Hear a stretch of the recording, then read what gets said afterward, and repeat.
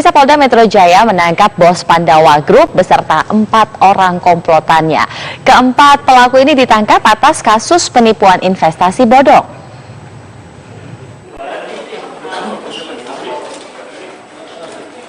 Hingga saat ini, bos Pandawa Group, Salman Nuryanto, masih diperiksa petugas kepolisian Polda Metro Jaya. Salman Nuryanto ditangkap polisi bersama 3 orang lainnya, yaitu Madamin, Taryo, dan Subardi. Polisi menyatakan ada kemungkinan tersangka akan bertambah. Untuk proses pengembalian uang para korban, polisi akan memverifikasi data berdasarkan surat perjanjian yang sempat diserahkan tersangka kepada tiap korbannya. Polisi membantah adanya keterlibatan oknum TNI sebagai pelindung aksi kejahatan Pandawa Group. Sementara itu, kantor Koperasi Investasi Bodong Pandawa yang berada di Jalan Raya Meruyung, Kecamatan Limo, Depok, Jawa Barat saat ini telah disegel aparat kepolisian. Kondisi serupa juga terlihat di rumah bos Pandawa Group, Salman Nuryanto. Rumah Salman Nuryanto yang berada di perumahan Palem Ganda Asri di Kecamatan Limo, Kota Depok ini disegel oleh pihak properti. Dari Jakarta dan Depok, Jawa Barat, Robin Freddy Parulian Panggabean, TV One mengabarkan.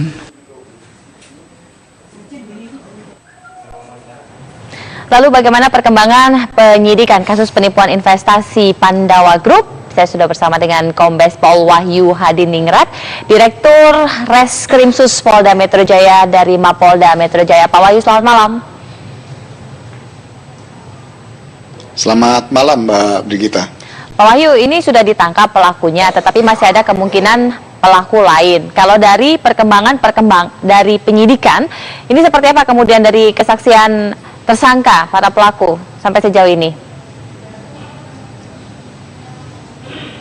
Baik, jadi saya tambahkan bahwa untuk pelaku pada hari ini bertambah 1 lagi, jadi total itu ada 5 pelakunya. Kemudian untuk laporan polisi sendiri yang sudah dibuat di Polda Metro, ada jumlahnya 21. Kemudian untuk korban-korban yang sudah mengklarifikasikan kepada kita, itu sejumlah 47.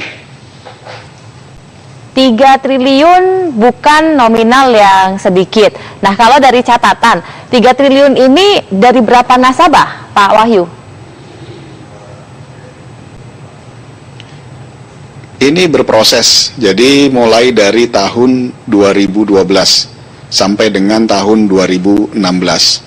Di awal tahun 2012, jumlah nasabah memang tidak terlalu banyak karena mereka bergerak hanya di internal saja. Dia buat semacam simpan pinjam kemudian tanpa izin, itu di antara pedagang-pedagang bubur, ya. Kurang lebih di 2012 itu hanya 23.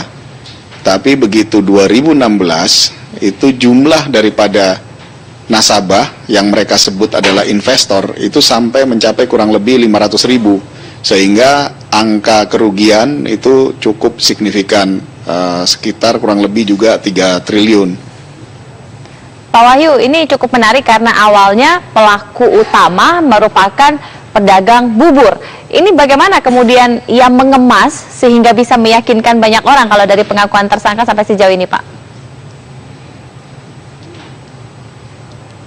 Modus yang kita pelajari dari pengakuan, kemudian juga dari beberapa alat bukti yang kita miliki, memang cukup menarik karena investor ini diberikan bunga setiap bulannya itu sebesar 10%. Jadi berapapun kita menyimpan, tiap bulan dia dapat 10% dari nilai simpanannya, itu cukup tinggi sekali.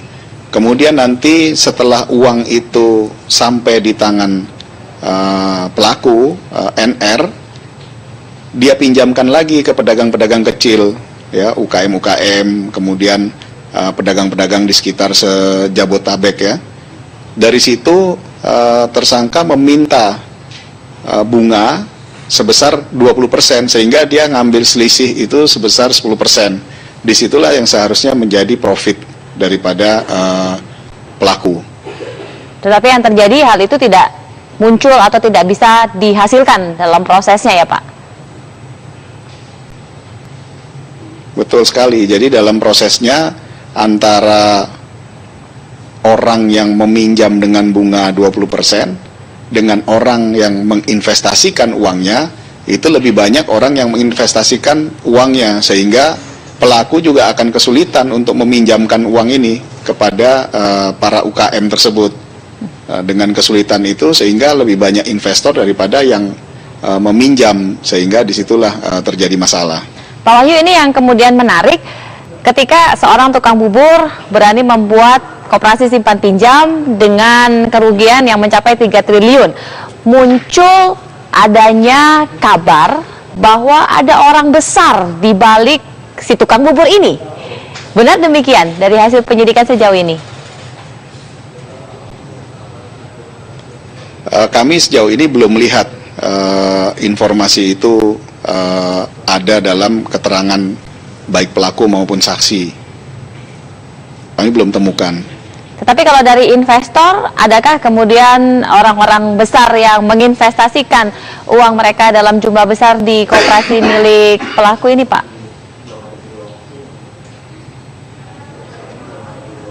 Jadi begini, Mbak, sejujurnya kami penyidik itu tidak melihat daripada profesi siapa dia, profesinya apa. Tapi yang kita lihat adalah berapa jumlah yang mereka investasikan yang kemudian menjadi satu kerugian.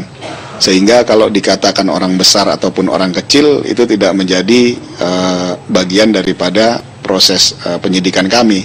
Tapi nilainya mungkin kita bisa masukkan dalam audit nantinya.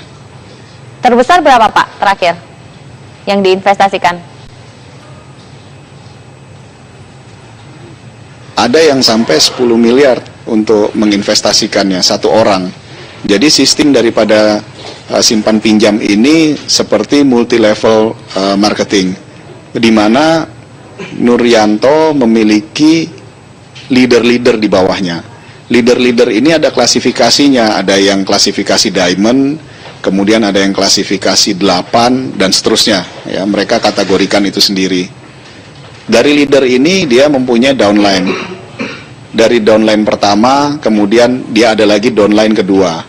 Setiap leader ini mendapat profit dari downline pertama itu sebesar 10%. Jadi leader ini juga mendapatkan profit dari beberapa investor yang kemudian selisihnya pengurangan itu diserahkan kepada pelaku utama. Dari selisih yang diserahkan kepada pelaku utama itulah yang diolah. Dan kemudian yang perlu kami tambahkan di sini adalah betul bahwa pelaku ini memiliki usaha koperasi simpan pinjam. Namun dalam prakteknya, praktek investasi ini tidak masuk dalam pembukuan koperasi itu sendiri, sehingga dia memiliki pembukuan sendiri. Jadi ada miss di sana ya, Pak Wahyu. Baik, terima kasih Pak Wahyu. Kami sangat mengapresiasi apa kemudian yang sudah dilakukan oleh tim dari Direskrimsus Polda Metro Jaya. Kami mohon izin untuk bisa berbincang dengan pelaku untuk bisa mengetahui sebenarnya bagaimana ia bisa meyakinkan para korbannya hingga bisa meraup 3 triliun rupiah. Terima kasih sekali lagi Pak Wahyu sudah bergabung bersama kami dan informasi yang sudah disampaikan. Jangan kemana-mana pemirsa, sesaat lagi kita akan berbincang dengan pelaku utama dari investasi Pandawa Group ini yang menimbulkan kerugian hingga 3 triliun rupiah. Jangan kemana-mana, sesaat lagi.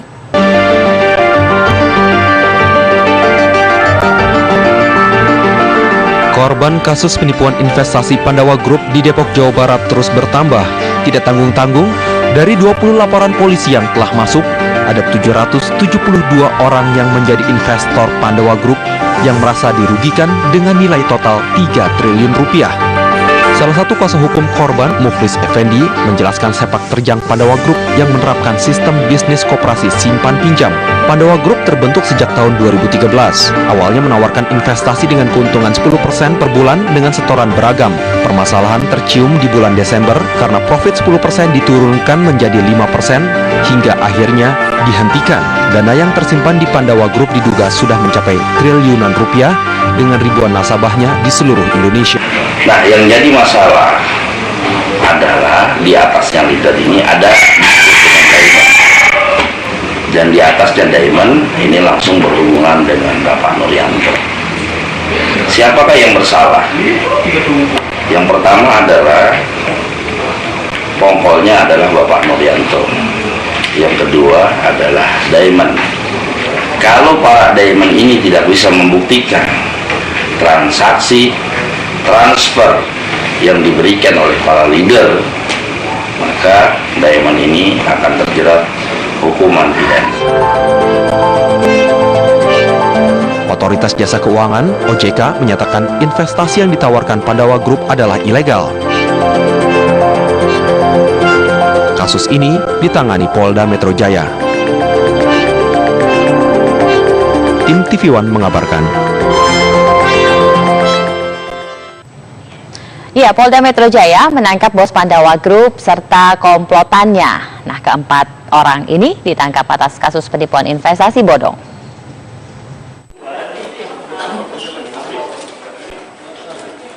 Hingga saat ini, bos Pandawa Group, Salman Nuryanto, masih diperiksa petugas kepolisian Polda Metro Jaya. Salman Nuryanto ditangkap polisi bersama 3 orang lainnya, yaitu Madamin, Taryo, dan Subardi. Polisi menyatakan ada kemungkinan tersangka akan bertambah.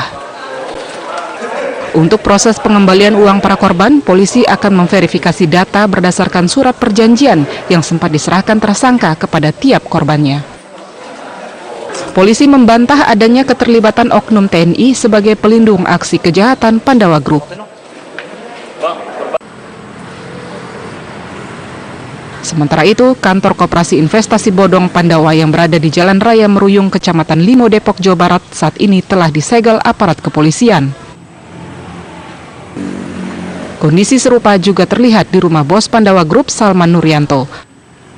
Rumah Salman Nuryanto yang berada di perumahan Palem Ganda Asri di Kecamatan Limo, Kota Depok ini disegel oleh pihak properti.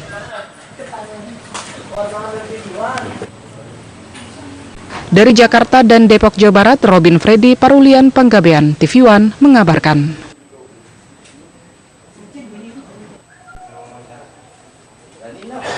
Lalu apa sebenarnya yang menginspirasi bos Pandawa Group, Salman Nuryanto, hingga mampu mengumpulkan dana hingga 3 triliun rupiah di koperasi simpan pinjam yang ia miliki?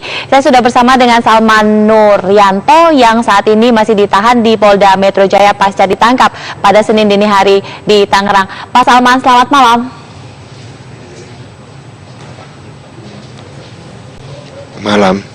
Pak Salman, ini sangat menarik apa kemudian yang terjadi di koperasi Anda. Awalnya Anda adalah tukang bubur, tetapi kemudian apa yang menginspirasi Pak Salman hingga membuat koperasi ini, Pak? Iya, karena saya waktu itu sering pinjam sama koperasi, akhirnya saya mendirikan koperasi sendiri, mencoba mendirikan sendiri, minjemin ke pedagang dengan modal pinjaman dari Pak Haji Ridwan. Pertama dapat 10 juta dipinjemin. Habis itu saya lama-lama jadi banyak-banyak yang pada nitip. Akhirnya nggak kebendung tahun 2014 sampai sekarang. Kalau itulah ceritanya. Dari 2013 sampai 2016 ada sampai 700 nasabah. Nah, ini bagaimana sistem yang kemudian diterapkan di koperasi Pak Salman untuk bisa menggaet ke 700 ribu orang itu, Pak? Iya kan, nggak semua ikut saya semua, Bu. Jadi ada yang lewat leader dulu baru ke saya. Jadi nggak semua langsung ke saya. Jadi lewat mungkin kalau orang suruh percaya saya, ya mungkin muka saya kan nggak terlalu percayain orang. Tapi kalau leader-leader kan banyak orang ternama. Jadi banyak kan masuk di bawah leader dulu baru ke saya. Bagaimana Pak Salman meyakinkan para leader ini untuk bisa bergabung di tempat Bapak? Mungkin karena ada 1% itu, Bu. 1%, 10%. 10% ya, Pak? Pak Salman? Iya. Pak Salman, dari 10% iya, yang Bapak iya, tawarkan, dari mana Pak Salman mendapatkan angka itu untuk bisa diberikan? Hitung-hitungannya seperti apa, Pak? Kalau dulu saya minjemin ke pedagang itu, kalau 1 juta itu satu harinya 40.000 kali 30 hari. Jadi kalau 30 hari berarti 1.200.000. Kalau orang nitip uang di saya 1 juta, berarti yang 100 itu untuk yang nitip modal, yang 50-50 itu untuk karyawan, sama saya dibagi lagi untuk administrasi. Tapi lama-kelamaan yang nitip itu besar-besar, jadi nggak kebendung. Nominal hingga 3 triliun. Begitu, Bu. Nominal yang sampai 3 triliun itu dipakai apa aja, Pak?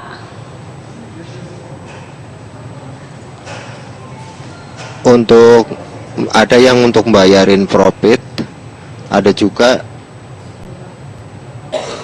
ada yang buat bayarin profit, bayar anggota, ada juga yang buat beli aset juga ada.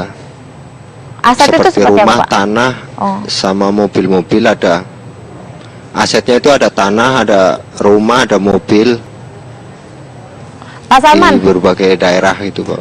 Pak Salman, Bapak tadi sempat sampaikan bahwa leader di tempat Bapak itu rata-rata Iya. orang terkenal. Terkenalnya ini golongan artis atau golongan politisi atau pengusaha, Pak? Maksudnya itu orang lulusan gitu loh, Bu. Orang lulusan, kalau saya kan lulusannya SD, kalau yang lain kan lulusannya tinggi-tinggi kan, jadinya kalau ngomong sama orang kan pasti bahasanya intelek gitu loh. Kalau saya kan bahasanya biasa aja. Mulanya masuknya banyakan nasabah di bawah leader dulu, baru nanti masuk ke saya setiap bulan itu. Jadi rata-rata mereka memiliki Jadi pendidikan semua yang tinggi data-data begitu ya, Pak anggota, ya? Iya, jadi masuk anggota itu rata-rata di bawah leader dulu.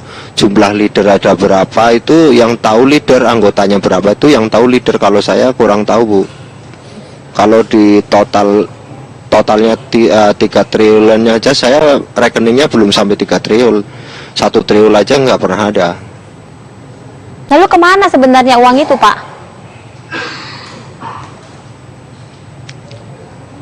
Kenapa, Bu? Itu 3 triliun kan dari para leader. Uang Kenapa, begitu Bu? begitu masuk dari leader langsung masuk ke rekening koperasi atau seperti apa sebenarnya, Pak? Jadi dari nasabah dulu ke leader, nanti dalam 1 bulan untuk biaya pembayaran dari leadernya langsung, bayarin anggotanya, plus sama 1% ke leader, sama angsuran-angsuran mobil. Nanti sisanya dalam 1 bulan itu baru ditransfer ke saya kalau ada sisa. Kalau nggak ada sisa berarti biasanya minta ke saya. Kadang-kadang 1 bulan itu ada yang laporan, ada yang enggak, jadi tergantung kejujurannya aja. Jadi pembukuannya pun Jadi saya belum itu rapi, terimanya ya, Pak? tuh 1 bulan sekali. Jadi- Belum, kalau saya ditanya jumlah anggotanya berapapun nggak bisa. Karena ada leader-leader di bawah Bapak itu ya, Pak? Iya, datanya ada di leader. Kalau ditanya satu leader bisa ketahuan jumlah modal berapa, ya leadernya itu bisa tahu, karena yang tahu data itu leader. Terakhir sebelum Bapak ditangkap ada berapa, Pak, leadernya, Pak? Semua leader itu ada 230. Dan mereka punya downline lagi yang bahkan ada 10 miliar ya, Pak, investasinya. Iya. Iya. Nyampe ada yang 1 orang sampai ada yang 1 orang 135, ada yang 200 miliar. Dan itu berarti nominal itu tidak seluruhnya masuk ke koperasi Bapak, masih di-keep sama leader ya, Pak? Belum semuanya ke saya, bukan dari leader itu untuk pembayaran anggotanya dulu, Bu. Baik, terakhir Pak, ini kita tentunya tertarik. Muterin uangnya itu Bapak pakai bisnis apa? Dipinjamkan ke UKM yang jenis apa, Pak? Pertama itu yang dari dulunya itu saya pedagang yang di kampung-kampung sama pedagang pasar. Lalu setelah ini semakin besar nominalnya, sama sistemnya masih kepada pedagang pasar, Pak?